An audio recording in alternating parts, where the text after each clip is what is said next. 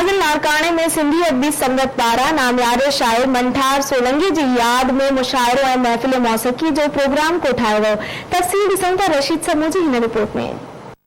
सिंधी अदबी संगत लाड़काणो ऐं मंठार सोलंकी अकेडमी पारां अॻूणे मरकज़ी ज्वाइंट सेक्रेटरी मंठार सोलंकीअ जी यादि में सर शाहनवाज़ भुट्टो लाइब्रेरीअ में कुल सिंध मुशाइरो ऐं महफ़िल मौसीक़ीअ जी तक़रीब मुनक़िद कई वई, जंहिंमें कराची, हैदराबाद, नवाबशाह, सखर समेत सिंध जे मुख़्तलिफ़ शहरनि खां शाइरनि, अदीबनि, दानिशवरनि वॾे अंग में शिरकत कई। कुल सिंध मुशाइरो में सिंध जे नाले वारे शाइर ऐं अदीब अदल सूमरो, सिंधी अदबी संगत सिंध जे जनरल सेक्रेटरी अहमद सोलंकीअ जी सदारत में थियो, जॾहिं त सिंध जे नाले वारे अदीब ताजोयो खलील आरिफ सूमरो रुखसाना प्रीत आशा धारे जो ख़ुसूसी तौर शिरकत कई। मुशाइरे जी महफ़िल में सिंध जे नाले वारनि शाइरनि अदीबनि पंहिंजी शाइरी पेश करे महफ़िल में वाह वाह कराए छॾी। उन मौक़े ते तक़रीब में मौजूद नाले वारनि शाइरनि अदीबनि आवाज़ न्यूज़ जो बुनियाद लाड़काणे में पियो ऐं हितां ई पोइ सॼी सिंध में फैलियो ऐं उन तसलसल में अॼु बि मुशाइरो जेको सॼी सिंध जा शाइर हिते गॾु थिया आहिनि, अहमद सोलंकी, यासी ज़मीन,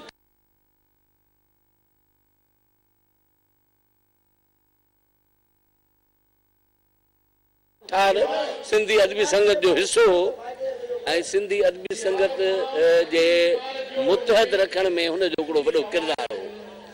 हू असांजो दोस्त हो ऐं हुन नए दौरे में सिंधी अदबी संगत जी शाख मुंहिंजे दौर में क़ाइमु कई। लाड़काणे मंठार सोलंकी जे हवाले सां जेको हीअ अॼु मुनक़िद मुशाइरो कयो आहे, उहो हिकिड़ो यादगार मुशाइरो हो। इन करे त मंठार पंहिंजे ज़ात जो माण्हू न हो, मंठार पंहिंजे ज़ात खां वधीक तंज़ीम जो माण्हू हुयो। ऐं ही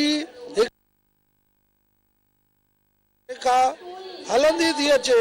असां वटि लाड़काणे में मरहूम जेके शाइर हलिया विया आहिनि ज़ाहिरी तौर सां वठूं, जिन में वाजिद मरहूम आहे, सईद मेमण आहे, सिकंदर शेख आहे ऐं हुन सां गॾु भाऊ मंठार सोलंकी, उन्हनि जी यादुनि सां उन्हनि जे नाले सां मंसूब कया विया आहिनि मुशाइरा। तमामु सुठो क़दम आहे त उन्हनि खे यादि कयो थो वञे। उन्हनि शाइरनि खे जेके पंहिंजो कॾहिं न सथ में हुया या सुठा शाइर हुया, जंहिंजो अदब में तमामु सुठनि अल्फाज़नि में जेके यादि कयो थो वञे। ऐं हीअ सिंधी अदबी संगत ऐं ईसा मेमण वारनि जो तमामु लाड़काणे वारी शाख जो तमामु सुठो बहितरीनु अमल आहे। अदबी प्रोग्राम जेके आहिनि उहे समाज लाइ तमामु घणा ज़रूरी हुजनि था।